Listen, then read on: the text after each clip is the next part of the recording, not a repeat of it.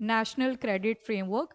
यहाँ पे बोला गया है कि जितने भी हमारे कॉलेजेस एंड यूनिवर्सिटीज़ हैं वहाँ पे ये क्रेडिट सिस्टम स्टार्ट करना चाहिए, मतलब एक तरह से रिकमेंडेशन है, कंपल्सरी नहीं है, क्योंकि यहाँ पे लिखा है नेशनल फ्रेमवर्क। जब भी वर्ड आता है फ्रेमवर्क, यहाँ पे मतलब होता है आपको सेट ऑफ गाइडलाइंस मिलेंगी, प्रोसीजर दे दिए जाएंगे, प्रिंसिपल्स बता दिए जाएंगे, पर वो उसके लिए आप ऑब्लिगेटरी नहीं हो, कि आपके ऊपर कोई कंपल्शन नहीं है कि आपको वो चीज़ फॉलो करनी पड़ेगी या नहीं। दूसरी जो टर्म आती है वो आ जाती है रेगुलेटरी। और जब वर्ड आ जाता है रेगुलेटरी तो यहाँ पे ऑब्लिगेशन भी साथ के साथ आएगी। ठीक है, तो ये जो आपका एनसीआरएफ है, यहाँ पे नाम में ही क्या आ गया, फ्रेमवर्क। तो जो भी इसके प्रोविजंस हैं वो फ्रेमवर्क के अंडर है, यहाँ पे आपको कोई भी चीज़ कंपलसरी नहीं मिलेगी। फर्स्ट ऑफ ऑल, आपने नेशनल एजुकेशन पॉलिसी के बारे में सुना होगा। नेशनल एजुकेशन पॉलिसी आती है आपकी 2020 में, तो उससे पहले कोई एजुकेशन पॉलिसी नहीं थी। तो थी 1947 से बहुत पहले चले जाओ तो आपने एक चार्टर एक्ट ऑफ 1813 पढ़ा होगा, जहां पे ब्रिटिशर्स ने क्या किया था, इंडियंस के लिए बोला गया कि साल में हम 1 लाख इन्वेस्ट करेंगे आपकी एजुकेशन में। वहां पे भी जो एजुकेशन थी वो कैसी थी, मेजॉरिटी ऑफ द चीजें जो थी वो थी क्रिश्चियनिटी को लेके। पर जो भी था 1 लाख की इन्वेस्टमेंट बोल दी थी, 1 लाख सालाना करी जाएगी। उसके बाद तो बहुत होती रही, पर इनका जो माइंड सेट था उस टाइम पे ये नहीं था कि इंडियंस को एजुकेट करना है, इंडियंस को एजुकेट करना है। इनकी जो यहाँ पे अप्रोच थी वो क्या रही कि चलो ठीक है, एक टाइम आएगा इंडिया जब इंडिपेंडेंट हो जाएगा, पर इनका था कि हमें ना मेंटली भी गुलाम बनाना है इंडियंस को। इस तरह से एजुकेशन इनको प्रोवाइड करी गई कि टीचर आए, पढ़ाए और चला जाए। डेप्थ ऑफ अंडरस्टैंडिंग पे फोकस नहीं किया। बहुत आपने जब अपनी स्कूलिंग भी करी होगी, बहुत बार आपके साथ भी ये हुआ होगा कि डिक्टेट किया और ख़त्म किया। कुछ कॉन्सेप्ट्स ऐसे होंगे जो अब जाके आपको पता लगे होंगे, कुछ ऐसे भी होंगे जो अभी तक पता नहीं चले। तो ये माइंडसेट बनवा दिया था उन्होंने, सिंस 1813 की ये बातें हो रही हैं। और उनकी जो एजुकेशन के ऊपर फोकस था वो था हाई क्लास फैमिलीज के ऊपर। दो दर्रे बन रखे थे, high class and low class, caste को भी साइड में रखते हैं, तो सिर्फ हाई क्लास को टीच करेंगे हम, उनका ये फोकस था। और फिर जो हाई वाले होंगे वो लो को करेंगे, क्योंकि उनको पता था कि जो हाई क्लास है वो कभी भी लो क्लास को नहीं करवाएगी टीचिंग। तो उनको पहले से चीज़ें पता थी, तो उन्होंने कहीं ना कहीं साइकोलॉजिकली ये चीज़ें अप्लाई करी। अब चलते हैं इंडिपेंडेंस के बाद, 1947 के बाद। सबसे पहले एजुकेशन पॉलिसी ऑफ 1968। अब यहाँ पे फोकस किया गया कि हम क्या करेंगे, जो प्राइमरी लेवल की एजुकेशन है उसमें इम्प्रूवमेंट लेके आएंगे। ऑलरेडी इंडिया 1947 के बाद देखें तो बहुत सारी चीज़ों से सफ़र कर रहा था, जैसे हंगर। अगर हंगर है तो पॉवर्टी भी होएगी, तो एजुकेशन का तो कुछ खास कॉन्सेप्ट था ही नहीं। पर अब बात करी गई कि हमें थोड़ा सा एजुकेशन के ऊपर फोकस करना शुरू करना पड़ेगा, तो प्राइमरी एजुकेशन पे सबसे पहले फोकस किया, एडल्ट लिटरेसी के ऊपर फोकस किया, और उसके साथ सबसे important that is technical education. जब आप 5 ईयर प्लान्स पढ़ते हो तो जो फर्स्ट 5 ईयर प्लान था हमारा वो किसके ऊपर फोकस था, वो था एग्रीकल्चर के ऊपर। तो मतलब यहाँ से आप इंपॉर्टेंस दे सकते हो, 1968 में जाके हमें रियलाइजेशन हो रही है कि हमें अब थोड़ा सा फोकस कहाँ पे करना है, एजुकेशन के ऊपर करना है। अब ये एनईपी 1968 के तहत 10+2+3 एजुकेशन सिस्टम आ जाता है। 10 ईयर्स प्राइमरी एजुकेशन के, 2 ईयर्स आपके सेकेंडरी एजुकेशन के, एंड 3 ईयर जो होंगे वो अंडर ग्रेजुएट डिग्री के रहेंगे। ठीक है, अंडर ग्रेजुएट यानी कि बी एस से बी ए एम वो बी.कॉम एंड ऑल, तो वो सारे रहेंगे। तो 10+2+3 फॉर्मूला कहाँ से इमर्ज हुआ, एनईपी 1968। अब जो अगला आएगा 1986, 68 का उल्टा ये है तो याद रह जाएंगे दोनों, ये सिंक में ही है। तो अब यहाँ पे बोला कि जो भी चैलेंजेस इमर्ज कर रहे थे 1968 के अंदर उनको अब इम्प्रूव किया जाए।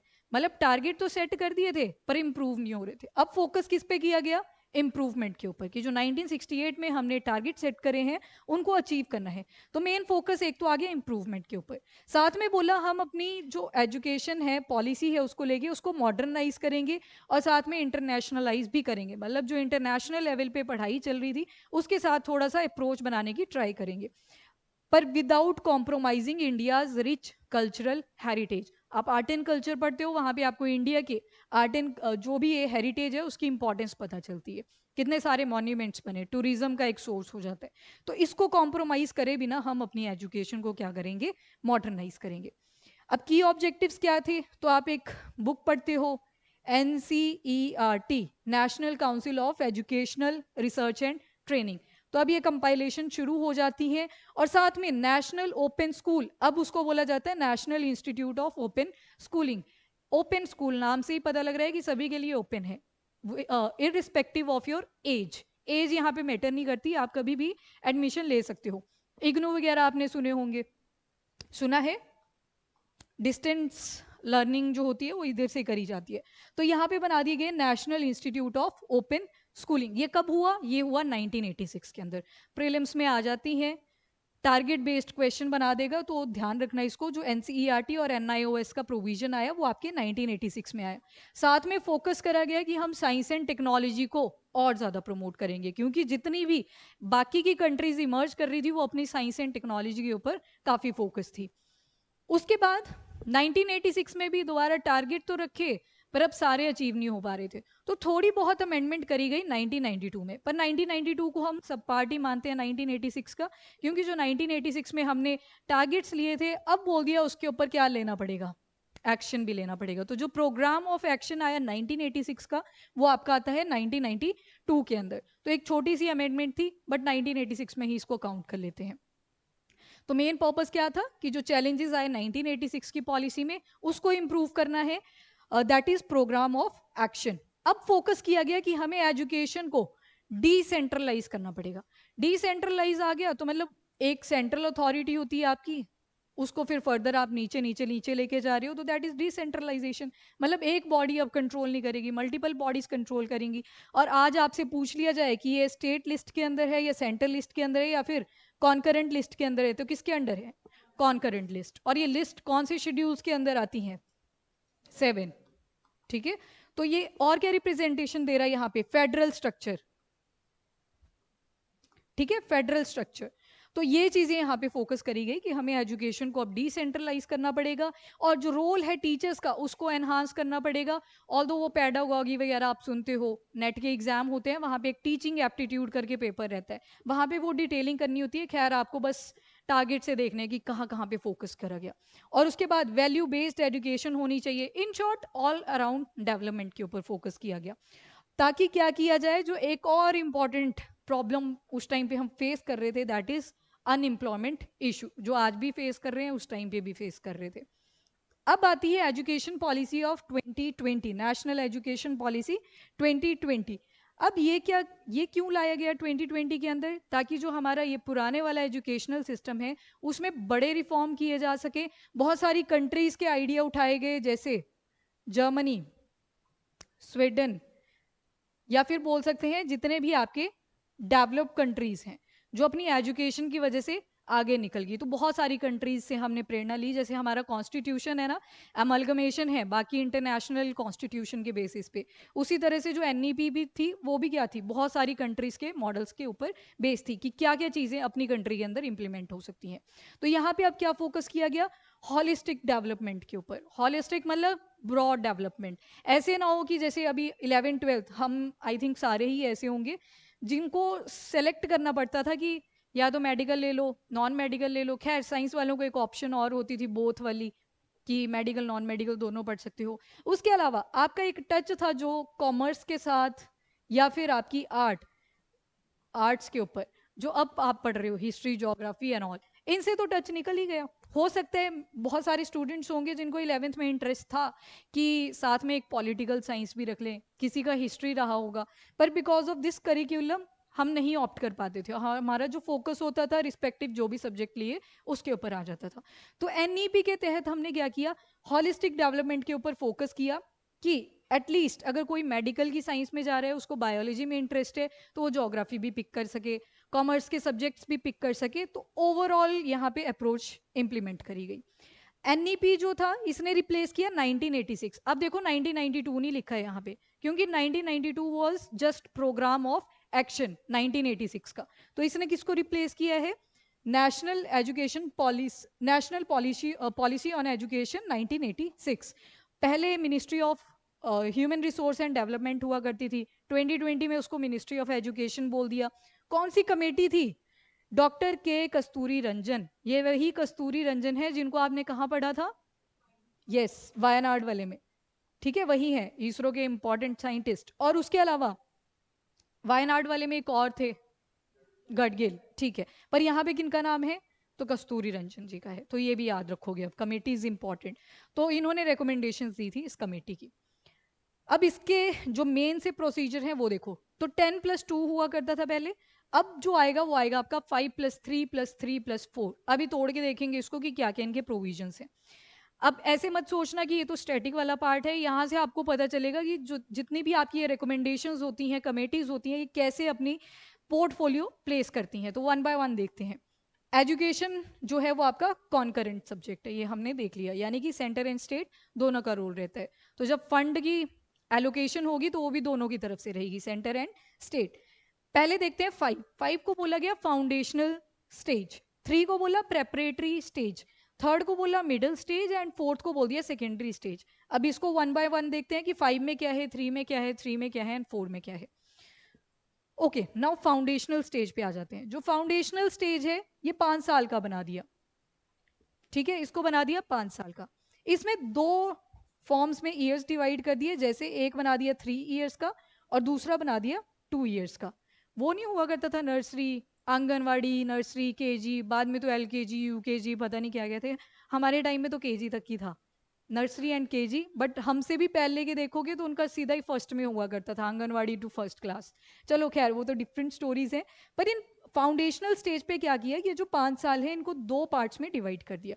एक बना दिया 3 ईयर्स एंड दूसरा बना दिया 2 ईयर्स। 3 ईयर में बच्चे कुछ नहीं करेंगे, स्कूल में आएंगे और वहां पे सिर्फ अपने खेलने पे फोकस करेंगे under the guidance of teacher. मतलब यहाँ पे टीचर को वैसी ही ट्रेनिंग दी जाएगी कि वो पूरा चेक रख सके और बच्चों को बचपन से ही डिसिप्लिन सिखाया जा सके। क्योंकि अल्टीमेटली स्कूल में जा रहे हैं तो क्या होगा, मेन फोकस किस पे होगा, डिसिप्लिन के ऊपर होगा। देन आते हैं आपकी 2 ईयर्स के ऊपर, ये आपकी फर्स्ट क्लास सेकंड क्लास आ जाएगी। तो मतलब अब पास हो चुका है बच्चा कहाँ पे, first class second class. Exam की बात करें तो आपने पेपर दिए होंगे और आई थिंक दूसरे स्कूल में जाके दिए होंगे, दिए थे फर्स्ट क्लास के। हमारे तो बोर्ड के हुए थे उस टाइम पे, किसी और स्कूल में जाके दिए थे पेपर। पर यहाँ पे क्या रहेगा, कोई एग्जाम नहीं होगा, नो एग्जाम, कोई प्रोविजन नहीं है यहाँ पे एग्जाम का। तो ये था आपका फाउंडेशनल स्टेज, 5 ईयर्स का 3 ईयर्स एंड 2 ईयर्स में डिवाइड कर दिया। 3 ईयर में प्लेइंग एक्टिविटीज आ गई और सेकेंड ईयर में आपको first class second class with uniform add कर दिया। यूनिफॉर्म क्यों होती है स्कूल्स के अंदर, इक्वालिटी दिखाती है कि यहाँ पे आप बराबर हो एक बार स्कूल में आगे, ठीक है। तो that is foundational stage. Now second चलते हैं प्रेपरेटरी स्टेज। अब प्रेपरेशन शुरू होगी टूवर्ड एग्जाम। अब यहाँ पे आप देखोगे एग्जाम ऐड होने वाले हैं। तो ये कितने साल का बना दिया, 3 साल का बना दिया। मतलब कौन कौन सी क्लासेस आ जाएंगी, थर्ड, फोर्थ एंड फिफ्थ। अब यहाँ पे एक्टिविटी के साथ साथ स्टडी प्लानिंग भी होगी, आपको अब सिखाया जाएगा कि पढ़ना लिखना कैसे है, तो उसके ऊपर फोकस किया गया। अब यहाँ पे एक जो इम्पॉर्टेंट पॉइंट है that is about the language. Regional languages में पढ़ाया जाएगा, कंपल्सरी नहीं है, आप इंग्लिश में भी पढ़ा सकते हो स्कूल्स के अंदर, पर किसका प्रोविजन ऐड कर दिया, दैट इज रीजनल। अब इसका एक पॉजिटिव पॉइंट भी है, नेगेटिव पॉइंट भी है। पॉजिटिव क्या मिलेगा, रीजनल लैंग्वेज है, जैसे अपनी साइड नॉर्थ में अगर देखोगे तो अप्रोक्सीमेट इक्वल सी होती है। पंजाबी की जो टचअप होती है वो हिमाचली के साथ भी मैच कर जाती है, अगर अपर हिमाचल ना जाए तो उनकी थोड़ी सी कॉम्प्लेक्स होती है। बाकी बीच के एरियाज में देखोगे तो सिमिलर सी होती है। पर अगर आप सदर्न पार्ट्स में आओगे, यहाँ पे मलयालम, तेलुगु, तमिल, ये सारी languages they are very different. लिखने में भी काफ़ी डिफरेंसेस आ जाते हैं और बोलने में भी बहुत ज़्यादा डिफरेंसेस होते हैं। तो पहला तो क्या है कि प्लस ये रहेगा कि बच्चे इजीली सीख जाएंगे, जिस लैंग्वेज में बोल रहे हैं उसी में पढ़ रहे हैं तो उनको ईजी लगेगा। पर दूसरा कौन क्या आएगा इसका, इंग्लिश जो है वो वर्ल्ड वाइड बोली जा रही है इस टाइम पे। इंडियंस की एक अच्छी बात ये है कि इंडियंस टूटी फूटी सही पर इंग्लिश बोल ही लेते हैं। पर कुछ कंट्रीज में ये तक दिक्कत आ जाती है कि इंग्लिश नहीं बोल पाते। और अगर थ्रू आउट द वर्ल्ड देखें, अगर जियो पॉलिटिकल पॉइंट ऑफ व्यू से, एकेडमिक पॉइंट ऑफ व्यू से देखें, तो इंग्लिश इमर्ज कर रही है through out different countries. China और इंडिया के एग्जाम्पल ले लेते हैं। चाइना के लोग आपको यूएस में कभी ज़्यादा नहीं मिलेंगे, पर इंडियंस हर लैब के अंदर मिल जाएंगे। क्यों, क्योंकि इंग्लिश के साथ बेटर compete कर पा रहे हैं। तो एक तरह से इंग्लिश जो है वो पीछे रह जाएगी। तो अभी एक आर्टिकल भी आ रखा था जिसमें क्रिटिक कहते हैं कि इंग्लिश को एटलीस्ट यहाँ पे बूस्ट करवाना चाहिए, क्योंकि it's not about Hindi and English, ये पूरे कंट्रीज के कॉन्टेक्स्ट में बोला गया है, ठीक है। तो ये इसका एक कॉन भी देखने को मिलेगा। अब आता है आपका मिडिल स्टेज। मिडिल स्टेज भी कितने साल का है, 3 साल का है। इसमें कौन सी क्लास आ जाएगी, 6th 7th एंड 8th। अब यहाँ पे कंप्यूटर कोडिंग ऐड कर दी गई। अब सोचो, पीछे बोला रीजनल लैंग्वेज, आगे ऐड कर दी कंप्यूटर कोडिंग, तो पूरा करिकुलम ही बदलना पड़ेगा। कोडिंग तो आपकी टिपिकली किस लैंग्वेज में चल रही होती है? इंग्लिश ही मिलेगी मेजॉरिटी ऑफ द कोड जो लिख रहे होंगे आप। तो एक प्रॉब्लम यहाँ पे देखने को मिली। तो पॉजिटिव पॉइंट भी था, नेगेटिव भी था। आप यहाँ पे न्यूट्रल आंसर नहीं कर सकते, दोनों ऐड करने पड़ेंगे आपको। उसके बाद मिडिल स्टेज में ही कंप्यूटर कोडिंग ऐड कर दी, वोकेशनल ट्रेनिंग अब ऐड कर दी। वोकेशनल ट्रेनिंग में मतलब छोटी छोटी एक्टिविटीज ऐड कर दी जाएंगी कि अगर आप चाहो अपने स्कूलिंग के अलावा कुछ और भी चीजें सीख सकते हो। ये वाली मैंने आगे ऐड करनी थी पर यहीं पे ऐड हो गई है। खैर, वोकेशनल ट्रेनिंग जो इस लेवल पे अंडरस्टैंडिंग हो सकती है, 6, 7, 8, कंप्यूटर तो ऐड कर दिया गया, ये पॉलिसी के अंडर लिखा गया। बाकी टर्म दे दी वोकेशनल ट्रेनिंग। किसी को सिंगिंग में इंटरेस्ट है, उसका कोर्स लेके अपना फर्दर कर सकते हैं। स्पोर्ट्स में इंटरेस्ट है, वो वाला अप्लाई कर सकते हैं। टेक्निकल कोर्सेज में अप्लाई कर सकते हैं with respect to interest of the student. Subject क्या क्या ऐड हो गए अब? Math, science, arts, etcetera. अब इंडियन लैंग्वेज भी लर्न की जा सकती है। जितनी भी हमारी इंडियन लैंग्वेजेस हैं, कितनी आती है शेड्यूल के अंदर? 22। और शेड्यूल कौन सा है? वो भी अलाउड है, और बाकी की जो लैंग्वेजेस हैं वो भी लर्न करी जा सकती हैं। तो उसके बाद आया आपका 4th स्टेज, जिसको हमने बोल दिया सेकेंडरी स्टेज।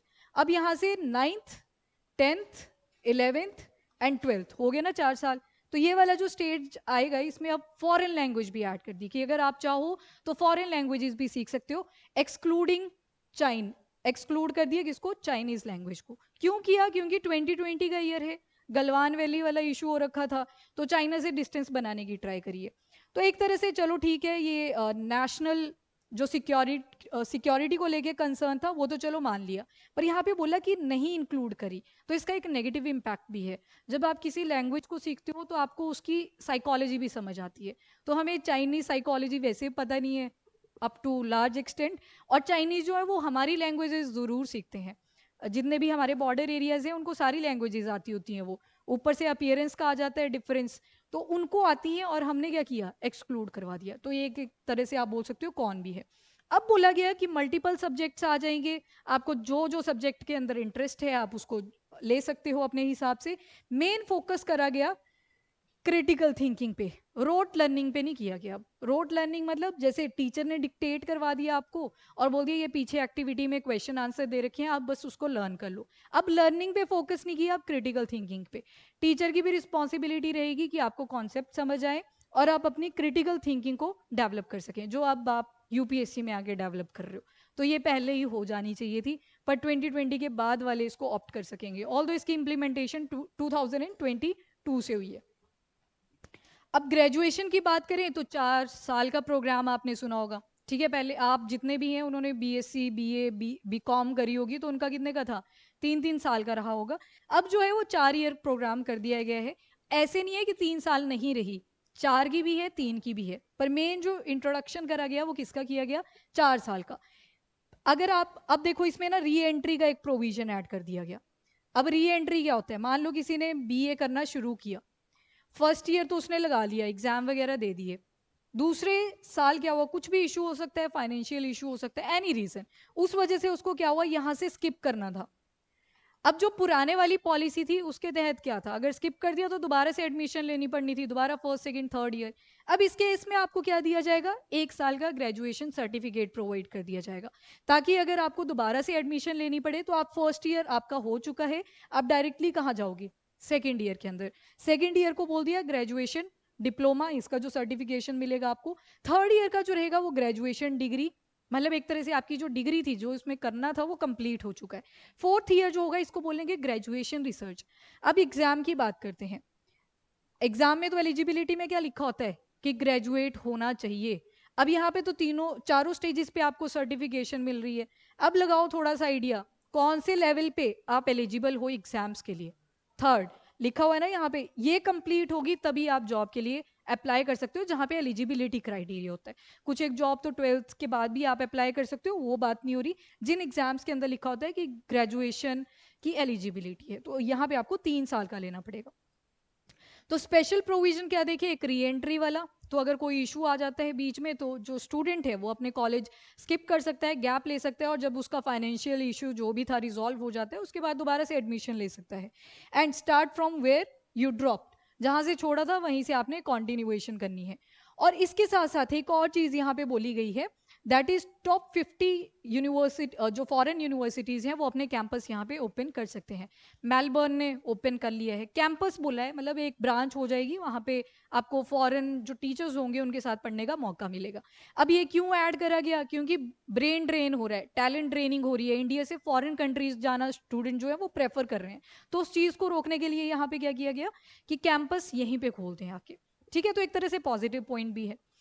उसके बाद रिपोर्ट कार्ड जो असेसमेंट रहेगी, अब ये देखो पहले असेसमेंट कैसे हुआ करती थी, रिपोर्ट कार्ड आएगा आपके, जैसे शीट्स आपको डिस्ट्रीब्यूट कर दी, उसके बाद सारे जो सब्जेक्ट्स हैं उनके नंबर नोट डाउन होंगे, और उसके बाद क्या किया जाएगा, एक रिपोर्ट कार्ड आता था जिसपे फर्स्ट सेकंड थर्ड रैंक, और जब ग्रेडिंग आया तो A+, A, B+, वो सारी चीज़ें लिखी जाती थी।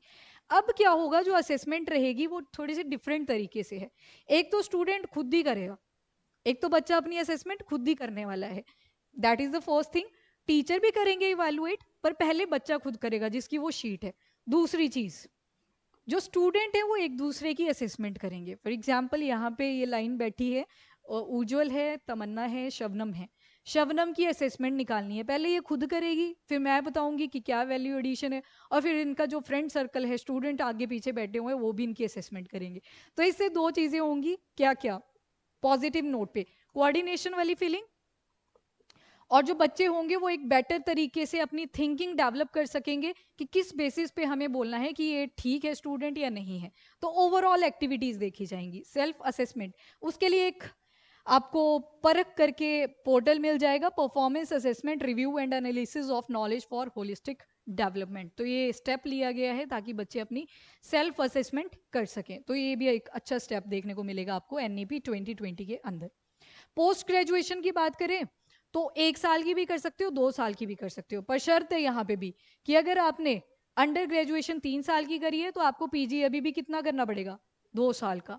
पर अगर 4 साल की कर ली है तो वहीं पे 1 साल आपका कंप्लीट हो चुका है, और 1 ईयर और यहाँ पे ऐड हो जाएगा। ठीक है, तो ये जो है उतना ही है। MPhil तो कट आउट कर दी, एंड जो आपकी PhD है, पॉलिसी के तहत 2 साल से लेके मैक्सिमम 6 साल लिखा हुआ है, पर जनरली आप देखोगे PU वगैरह में तो वहाँ पे मिनिमम 3 साल लेके चल रहे हैं वो लोग, कि मिनिमम 3 साल में कंप्लीट हो सकती है। ठीक है, तो वो वेरी करेगा, पर minimum is 2 years, and maximum जो रहेगी वो कितनी रहेगी, 6 साल। तो यहाँ पे 5 फाउंडेशनल पिलर है आपकी नेशनल एजुकेशन पॉलिसी 2020 की। दोबारा से आपका एजेंडा 2030 वो आ जाएगा। 5 चीजें क्या क्या है, पहले तो वो 3A ही है। कौन कौन से, एक्सेस, अफोर्डेबल, यहाँ पे अकाउंटेबिलिटी आ जाएगी। यस, अकाउंटेबिलिटी किस किस की तरफ से रहेगी, लगाओ थोड़ा सा आइडिया अब। यस, स्टूडेंट, अब सारे यहाँ पे कवर हो जाएंगे, दैट्स वाई लिखा अफोर्डेबिलिटी। उसके बाद लिखा है इक्विटी। हाँ जी, इक्वालिटी और इक्विटी में क्या डिफरेंस आएगा। यस, मतलब ये एक आपने पिलर डायग्राम देखा होगा, अगर इनको आप इक्वल समझोगे तो इसको भी दोगे आप फाइनेंशियल असिस्टेंस, एजुकेशनल असिस्टेंस, इसको भी इसको भी, तो ये तो फिर से ये और ऊंचा हो जाएगा, ये फिर से उसी लेवल पे उसी लेवल पे। पर इक्विटी में क्या किया जाएगा, जो नीचे हैं उनको पुश दिया जाएगा, तो इक्विटी पे फोकस किया गया है, एंड साथ में क्वालिटी के ऊपर फोकस करा गया है। अभी असर के बारे में देखेंगे तो वहां पे हमें क्वालिटी के ऊपर रिपोर्ट मिलेगी। और मेन जो एजेंडा है आपका, दैट इज एजेंडा 2030, उसका एक SDG है नंबर 4, क्वालिटी एजुकेशन, तो इसको भी फुलफिल करना है। साथ में gender equality, that is number 5, क्योंकि जनरली इंडिया के अंदर अगर आप देखोगे तो मेल्स का जो रेट रहता है एजुकेशन के सेक्टर में वो कंपेरेटिवली ज़्यादा ही मिलेगा आपको इफ कंपेयर टू फीमेल्स। तो दोनों ही SDG यहाँ पे आ जाएंगे। और क्या आपकी अप्रोच है, मल्टी डिसिप्लिनरी, मतलब आप मल्टीपल कोर्सेज अब यहाँ पे अडॉप्ट कर पा रहे हो। हॉलिस्टिक है, काफ़ी फ्लेक्सिबल भी है। कैसे है फ्लेक्सिबल, अभी देखा आपने, 1 साल के बाद छोड़ रहे हो, देन दूसरे साल में जा रहे हो। हाँ, इम्प्लीमेंटेशन के ऊपर अगर आए तो इम्प्लीमेंटेशन कई जगह पे ये चीज़ शुरू हो चुकी है, कईयों में अभी नहीं भी हुई है, तो वो चीज़ पहले ही पता कर लें। आपने तो खैर अपनी ग्रेजुएशन कर ली है, पर कुछ कॉलेजेस में आपको ये चीज़ें देखने को मिलेगी। Now targets are very important. 2025 का देखो, सबसे पहले तो फाउंडेशनल लर्निंग एंड न्यूमरेसी, एक रिपोर्ट आती है आपकी असर करके, annual status of education report. ये ना सिर्फ बच्चों के ऊपर होती है, ये टीचर्स के ऊपर भी होती है। यहाँ पे क्या क्या चेक करा जाता है, सबसे पहले तो एक तो टीचर्स और दूसरे स्टूडेंट्स। स्टूडेंट्स का देखा जाता है, कुछ क्लासेस के बच्चों को बुलाया जाएगा, एवरेज निकाली जाती है, जैसे थर्ड क्लास के बच्चे को बुला लिया, तो क्या उसको रीडिंग आ रही है जिस लेवल पे थर्ड क्लास के बच्चे को आनी चाहिए? फिर न्यूमेरिकल प्रॉब्लम उससे सॉल्व करवाई जाएंगी, नॉर्मल सी मल्टीप्लिकेशन डिवीजन एक क्लास पीछे के ही सॉल्व करवाए जाते हैं, ऑल दो वो चेक करा जाएगा क्या स्टूडेंट्स को वो आ रहा है या नहीं। और पिछला अगर डाटा देखें, 70% स्टूडेंट अपने क्लास के हिसाब से अपना जो माइंड है उसको डेवलप नहीं कर पाए हैं। फिर क्वेश्चन आता है किसके ऊपर? टीचर्स के ऊपर। चलो एक क्लास में मान लिया 3 को नहीं आया, अगर 50 बच्चे भी बैठे हुए हैं, 3 लोगों को नहीं आता है आंसर, बाकियों को भी नहीं आ रहा है, तो फिर वहां पे टीचर की गलती हो रही है। ठीक है, हाँ इंटरेस्ट को अगर साइड में रख दे, बच्चे का इंटरेस्ट नहीं है तो उसमें तो उसके दिमाग में तो कोई भी कुछ नहीं डाल सकता, पर यहाँ पे अगर बोलने नहीं आ रहा, लिखने नहीं आ रहा, तो कहीं ना कहीं टीचर के ऊपर क्वेश्चन उठता है। तो इसी करके टीचर्स के लिए भी एक इंटीग्रेटेड डिग्री फॉर टीचर ये 2030 तक अटेन करना है। 4 साल का ट्रेनिंग कोर्स रहेगा फॉर द टीचर्स, जो भी आपके गवर्नमेंट टीचर्स हैं। खैर प्राइवेट सेक्टर में ये चीज़ पॉजिटिव हो जाती है, वहाँ पे पहले ही एनालिसिस कर ली जाती है कि टीचर पढ़ा पाएगा या नहीं पढ़ा पाएगा, पर ये स्पेशली कहाँ पे करा जा रहा है? पहले गवर्नमेंट के, और ये अटेन करा जाएगा बाय द एंड ऑफ 2030। पहले फोकस करा जाएगा फाउंडेशनल लर्निंग एंड न्यूमरेसी, 2025 का टारगेट। 2030 में एक और टारगेट है SDG 4 के ऊपर focus, that is quality education, that is your early childhood care and education. उसके बाद 2030 GER, ग्रॉस एनरोलमेंट रेशो, ये वाली जो रिपोर्ट आती है आपकी असर करके, इसमें भी GER के ऊपर फोकस किया जाता है। देखा गया गवर्नमेंट स्कूल में बच्चे इसलिए एडमिशन ले लेते हैं for the sake of khichdi, lunch के लिए आ जाते हैं, ठीक है, तो वो चीज़ जो है वो GER तो उससे बड़ा था, जो ग्रॉस एनरोलमेंट रेशो है, यानी कि बच्चों ने एडमिशन तो ली, पर किस लिए ली? लंच के लिए ली, तो वो नेगेटिव चीज़ दिखा रहा है। कैसे पता चला? GER तो ठीक था, पर जब ये चेक करी गई स्टूडेंट्स की जो लर्निंग कैपेबिलिटी है, न्यूमेरिकल सॉल्विंग प्रॉब्लम्स, ये सारी प्रॉब्लम सॉल्व करने की कैपेबिलिटी है, वो तो थी नहीं। तो यहाँ पे बोला गया है कि बाय द एंड ऑफ 2030 हम क्या करेंगे? Pre school to secondary level तक 100% एनरोलमेंट करवाने की ट्राई करेंगे। एंड 2035 तक बोला है 50% gross enrolment ratio in higher education, higher वाले में। एंड 2030 तक हमने बोला है कि हमें इंक्लूसिव ग्रोथ करवानी है एजुकेशनल सेक्टर के अंदर, इक्विटेबल एजुकेशन सिस्टम हमें अपना बनाना है। तो दीज आर सम टारगेट्स, इनको आप ध्यान में रखेंगे। और ओपन स्कूलिंग सिस्टम का क्या टारगेट है कि 2 करोड़ चिल्ड्रन जो मेन स्ट्रीम से कहीं छूट गए थे उनको वापस लेके आना है अपनी एजुकेशन सिस्टम के अंदर। तो ये असर रिपोर्ट जो है गवर्नमेंटल, नॉन गवर्नमेंटल यानी कि आपका NGO, नॉन गवर्नमेंटल ऑर्गेनाइजेशन है, प्रथम करके उन्होंने शुरू किया था सिंस 2005, तो इसको भी ध्यान में रखें। नाउ अगर नेशनल क्रेडिट फ्रेमवर्क की बात करें, NCRF, इन्होंने बोला है कि अगर वेल राउंड एजुकेशन हमें डेवलप करनी है तो हमें क्रेडिट सिस्टम यहाँ पे डेवलप करना पड़ेगा। प्रोज एंड कॉन सेम ही रहेंगे आपके, एक बार स्टडी कर लेते हैं, जो NEP में देखे वही आपके NCRF में भी आ जाएंगे, क्योंकि आपका ये जो नेशनल क्रेडिट फ्रेमवर्क है ये भी किसका पार्ट है? नेशनल एजुकेशन पॉलिसी का। बहुत सारे कॉलेजेस, बहुत सारी यूनिवर्सिटीज़ में हो सकता है आपने सुना हो कि ऐसे क्रेडिट सिस्टम भी होता है, पर ये जो प्रोविजन था ये ऐड करा गया आपका किसके साथ बाद में? National education policy. एग्जिस्ट पहले से कर रहा है, क्योंकि बहुत सारे कॉलेजेस में एग्जिस्टिंग है आपका क्रेडिट सिस्टम। अब देखो जो वर्ल्ड है बहुत स्पीड से चेंज हो रहा है, तो हमें भी उस स्पीड से चेंज होना पड़ेगा, स्पेशली इंडिया को यहाँ पे लिया गया है। अब इसके पहले तो कुछ प्रोज देख लो, पॉजिटिव जो पॉइंट है। NEP 2020 जब इसकी बात आई तो बोला गया कि जो GDP है उसको हम 3% से कहाँ लेके जा रहे हैं? 6%। और अगर 2023 की आप देखोगे कितनी एलोकेशन थी फंड की, तो वो आपको मिलेगा 1,22,899, क्या बोलते हैं 99 को, हाँ, तो इतने करोड़ जो है वो एलोकेट करे गए हैं, एलोकेट बोला भी, और जो इसमें से एक्चुअल में लगा दिए गए हैं वो कितना है? 39%। एलोकेशन के बेसिस पे देखोगे तो 8.3% पे पहुंच चुका है, पर एलोकेशन कितनी हुई है इसमें से? सिर्फ 39% पे। तो पॉजिटिव भी है, अगर बेटर तरीके से इसकी एलोकेशन करी जाए और यूटिलाइजेशन अगर करी जाए तब तो प्लस पॉइंट है, क्योंकि एजुकेशन पे आज तक हमने कम ही जो है GDP खर्च करा है, कंट्रीब्यूट करा है। पहले 3% था, 6% बोला है, हाईएस्ट एवर आपको 2023 का मिलेगा, कितना मिलेगा? 8.4%। पर यूटिलाइजेशन देखें अगर तो 39% हुआ इसका, अगेन कहाँ पे पहुंच गए हम? 3.4% पे। तो अगर इतना फंड एलोकेट किया, यूटिलाइज नहीं हुआ, तो वो इसका पॉजिटिव भी दिख रहा है आपको और नेगेटिव भी दिख रहा है। वोकेशनल ट्रेनिंग ऐड कर दी, कईयों को देखो ऐसे हो जाता है कि कॉमर्स ले लिया था पर इंटरेस्ट आ गया पैरामेडिक्स में। पैरामेडिक्स सुना है आपने? क्या करते हैं पैरामेडिक्स में? यस, जो फर्स्ट एड इंस्ट्रक्शंस होते हैं वो दिए जाते हैं। अब मान लो ज़रूरी थोड़ी है कि जिसने मेडिकल लिया है वही फर्स्ट एड इंस्ट्रक्शन सीख सकता है, बाकी भी तो सीख सकते हैं, तो उसके लिए सर्टिफिकेशन आपको अलाउड है अब वोकेशनल ट्रेनिंग्स के अंडर। और क्या आ सकता है इसमें? टेक्निकल ट्रेनिंग्स आ जाएंगी। आजकल ड्रोन्स का सबसे ज़्यादा यूसेज हो रहा है, तो हमारे जो पहले के ट्रेडिशनल आईटीआईज आप देखोगे तो वहाँ पे इलेक्ट्रीशियन हो गए, कारपेंटर हो गए, प्लम्बर्स हो गए, इनके ऊपर ज़्यादा फोकस किया जाता था। अब जो है वो बहुत सारे प्रोग्राम चलाए जा रहे हैं जिसके तहत आपको ड्रोन टेक्नोलॉजी भी सिखाई जाएगी कि कैसे इनको आप सीख सकते हो, और एक साइड बाई आपको क्या मिल जाएगा? सर्टिफिकेट मिल जाएगा। कंप्यूटर रिलेटेड बहुत सारे कोर्सेज शुरू हो रखे हैं, वो तो ऑनलाइन भी हो जाते हैं। आपको एंड में एक जो वेल ऑथराइज्ड कंपनी होती है उसके थ्रू एक सर्टिफिकेशन मिल जाता है।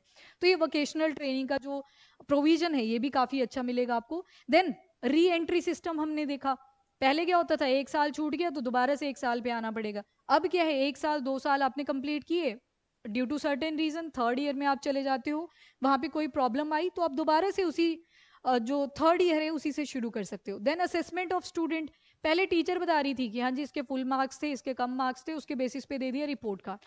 अब ओवरऑल असेसमेंट करी जाएगी, पहले स्टूडेंट खुद कर रहे हैं, टीचर्स कर रहे हैं, और उसके जो संबंधी बैठे होंगे वो भी कर रहे हैं।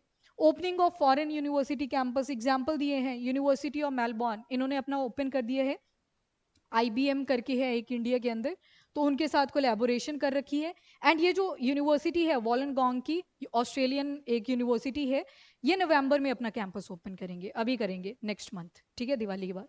उसके बाद आती है आपकी टीचर्स ट्रेनिंग। अब असर रिपोर्ट से हमें ये पता चल गया कि टीचर्स में भी कमी है, ऐसे नहीं है कि बच्चों में ही कमी है। तो उसके लिए इंटीग्रेटेड टीचर डेवलपमेंट प्रोग्राम चला दिए कि उनकी जो ट्रेनिंग है इस तरह से करवाई जाए कि बच्चों को एक्चुअल में चाहिए क्या एट सर्टेन एज ऑफ, जो भी एज उनकी है, जिस भी क्लास के अंदर वो बैठे हुए हैं। तो ये कुछ प्रोज हैं जो आपने देखे विद रिस्पेक्ट टू एनईपी। उसके बाद अगर कॉन्स की बात करें तो रिसोर्स कंस्ट्रेंट। अब इतनी सारी वोकेशनल ट्रेनिंग अगर शुरू करनी है, लैब ओरिएंटेड है, कोई टेक्निकल चीज़ है, तो उसके लिए आपको क्या करना पड़ेगा? Through out the nation labs बनवानी पड़ेगी, जो भी चीज़ की आपको चीज़ सिखानी है उसका क्या बनाना पड़ेगा, एक रिसोर्स लगाना पड़ेगा। और अर्बन एरिया में फिर ठीक है, वहाँ पे होते भी हैं, आपको अप्रोच लेके जानी पड़ेगी up to the rural area. Resource constraint, digital divide. अभी बात करी कि जो कंप्यूटर रिलेटेड कोर्सेज हैं उनको आप ऑनलाइन परचेज कर सकते हो, सीख सकते हो अपने आराम से, पर उन एरियाज़ का क्या जहाँ पे डिजिटल डिवाइड आ रखा है, जहाँ पे इंटरनेट की एक्सेसिबिलिटी ही नहीं है, तो ये भी एक आपको यहाँ पे कंस्ट्रेंट मिलेगा। Teacher training and accountability. Accountability आपने अभी देखा असर से, जहाँ पे बच्चों को नहीं आता वो तो अलग केस था, बात आई टीचर्स के ऊपर, वो क्यों नहीं समझा पा रहे थे, तो एक अकाउंटेबिलिटी जो है टीचर्स की साइड से वो भी हमें लैक मिलती है। लैंग्वेज पॉलिसी कंसर्न, इसको अगर देखें तो रीजनल लैंग्वेज वाला आ गया कि पहले आप रीजनल लैंग्वेजेस में पढ़ा रहे हो, फिर एकदम से आप कंप्यूटर कोडिंग भी ऐड कर रहे हो जो कि इंग्लिश लैंग्वेज में आ जाएगी, तो उस चीज़ पे भी फोकस करा गया है, इंग्लिश के ऊपर इम्पैक्ट पड़ेगा, और अगर इंग्लिश के ऊपर इम्पैक्ट पड़ता है तो थ्रू आउट द वर्ल्ड आपकी कनेक्टिविटी कहीं वीक होगी, ठीक है, तो यहाँ पे इंग्लिश के ऊपर फोकस करा गया है। अब एनसीआरएफ के बारे में देख लेते हैं, इन्होंने बोला है क्रेडिट सिस्टम को अडॉप्ट करने के लिए। अब क्रेडिट सिस्टम के लिए हम दो स्टूडेंट्स ले लेते हैं, एक बीएससी का है, एक बीए का है। अब हुआ क्या, आपने सुना होगा कि बीएससी के बाद बहुत सारे एलएलबी ये सारे सब्जेक्ट्स ऑप्ट कर लेते हैं, तो वो चॉइस टू चॉइस वेरी करता है। तो यहाँ पे क्या हुआ, बीएससी के लगा लिए मान लो 3 साल, उसके बाद इंटरेस्ट जागा कि यूपीएससी में जाने से पहले मैं बीए अडॉप्ट कर लेता हूँ ताकि मुझे थोड़ा और डिटेल में वो सब्जेक्ट्स की अंडरस्टैंडिंग हो, तो यहाँ पे कर लिया शिफ्ट। अब यहाँ पे क्रेडिट सिस्टम में क्या बोला गया है, क्रेडिट सिस्टम में आपको बहुत सारी ऑप्शंस प्रोवाइड करी जाएंगी, बहुत सारी। जैसे अभी हमने बात करी पैरामेडिक्स, आपको इंटरेस्ट है कि आर्ट का तो नॉलेज लेना, सॉरी बीएससी में थे आप, तो मुझे साइंस रिलेटेड जितने भी कोर्सेज अवेलेबल हैं उन सभी का नॉलेज गेन करना है, तो उसके तहत आपने क्या किया, कोई लैब रिलेटेड कोर्स था वो कर लिया, ठीक है। आपने कोई टेक्नोलॉजी जो रिसेंट चल रही थी, फॉर एग्जांपल ड्रोन टेक्नोलॉजी, उसका कोर्स परचेज तो नहीं करेंगे, कॉलेजेस में ही आपको एक्सेस करवाया जाएगा, वो अटेन कर लिया। पर जब आपने डिसाइड किया अब मुझे बीएससी से जाना है टुवर्ड बीए, तो ये आपका जो है एज अ क्रेडिट काउंट होगा, ये प्लस पॉइंट काउंट होगा। 120 से लेके 160 तक के क्रेडिट रखे जाएंगे कि इतने आपने अटेन कर लिए, तो वो आपको प्लस ही देंगे, आपके रिज्यूमे में भी वो एडिशन होगी, आपके रिजल्ट में भी वो एडिशन होगी। तो जब आप शिफ्ट करोगे टुवर्ड अनदर स्ट्रीम तो ये क्रेडिट भी आपके साथ शिफ्ट कर जाएंगे। नाउ एसेट की एनसीआरएफ जो है आपका वो फ्रेमवर्क है, रेगुलेटिंग नहीं है, तो कॉलेजेस की चॉइस रहेगी कि उनको ये ऑप्ट करना है या नहीं करना है, ऑब्लिगेटरी नहीं है, ठीक है, फ्रेमवर्क है, मतलब सेट ऑफ गाइडलाइन है, प्रिंसिपल वो सबकी गाइडलाइन मिलेगी, रेगुलेटरी नहीं है, कंपल्शन नहीं है। तो यही चीज़ें थी। अब दोबारा से वही लिखा है जो हमने एनईपी के प्रोज एंड कॉन्स में पढ़ा कि फ्लेक्सिबिलिटी मिलेगी स्टूडेंट्स को, डिफरेंट ये अटल टिंकरिंग लेबोरेटरीज, आपने अटल इनोवेशन मिशन सुना होगा, तो उसी का एक सब पार्ट है। और रिसर्च प्रोजेक्ट कर सकते हो, असाइनमेंट, ट्यूटोरियल्स, जो भी सारी चीज़ें आ गई आपके वोकेशनल ट्रेनिंग में, एनसीसी, एनएसएस सुना होगा आपने। कॉलेजेस में इसको लेके बड़ी प्रॉब्लम आती थी, ये जो आप नेशनल कैडेट कॉप्स, जो बच्चे इसमें जाते थे फिर पूरा दिन वहाँ पे प्रेजेंट होना पड़ता था, उस करके जो टीचर्स थे वो क्या कर देते थे, फिर अटेंडेंस नहीं देते थे पूरी। तो इनको अभी तक हमारे बैच के कुछ ऐसे स्टूडेंट्स हैं जिन्होंने एनसीसी ले रखा था, उनको डिग्री अभी तक नहीं मिली हुई है, वो उसी चक्कर में पड़े हुए हैं, पीयू के चक्कर लगाते फिरते कि बस ये डिग्री मिल जाए। अब देखो ये था तो पॉजिटिव ही, टाइम पास के लिए तो नहीं लिया था किसी ने, तो वो चीज़ जो थी ये देखने को मिलती थी। वैसे स्पोर्ट्स में होता है कॉलेजेस के अंदर, आप स्पोर्ट्स के लिए जा रहे हो तो आपको एक आध क्लास जो थी वो बंक करनी ही पड़ती थी, टीचर्स तो जो टाइमिंग होती है कॉलेज की उसी में अवेलेबल हुआ करते थे। बट स्पोर्ट्स वाले केस में भी ये प्रॉब्लम आती थी, टीचर जो बोलते थे कि हम अटेंडेंस नहीं देंगे, देख लो तुमने जाना है या नहीं जाना है। तो ये सारी प्रॉब्लम जो है वो कहीं ना कहीं सॉल्व होंगी क्योंकि इसमें क्रेडिट ऐड हो रहे हैं। तो अगेन वही चीज़ आ गई, जब तक फ्रेमवर्क है तो कोई इसको सीरियस नहीं लेगा, अगर रेगुलेटरी बन जाती है तो फिर सीरियसनेस वैसे ही आ जाती है। बाकी डायनामिक्स की नीड है, ठीक है, विद टाइम जैसे जैसे चीज़ें चेंज हो रही है हमें भी चेंज होना पड़ेगा, स्किल प्रमोट करनी है, रिविजिट द करिकुलम, तो वही सारी चीज़ें हैं जो आपने एनईपी में पढ़ी, इनको एक बार आप रीड कर सकते हो। एक टर्म है यहाँ पे Meru, multi disciplinary education and research universities, मतलब मल्टीपल चीज़ों में आप रिसर्च वर्क कर सकते हो, मेरू बोलते हैं इसको, मेरू कॉन्सेप्ट। और सोशल मोबिलिटी के साथ आपको मोर अपॉर्चुनिटी ग्रैब करने को मिलेगी, तो वही चीज़ें हैं जो एनईपी में आपने देखी। Now last not the least, SDG 4 के साथ आप मेंशन कर सकते हो कि अगर SDG 4 आप अटेन करते हो, अलॉन्ग विद दिस आप कहीं ना कहीं SDG 5 भी अटेन कर लोगे, इंक्लूजन अटेन कर लोगे। तो और हमारा जो फोकस है वो किसके ऊपर है, इंक्लूजन के ऊपर ही है। इंक्लूजन का क्या मतलब है, सबका साथ सबका विकास, ठीक है, सभी को साथ में लेके चलना है, that is the motto of this inclusion.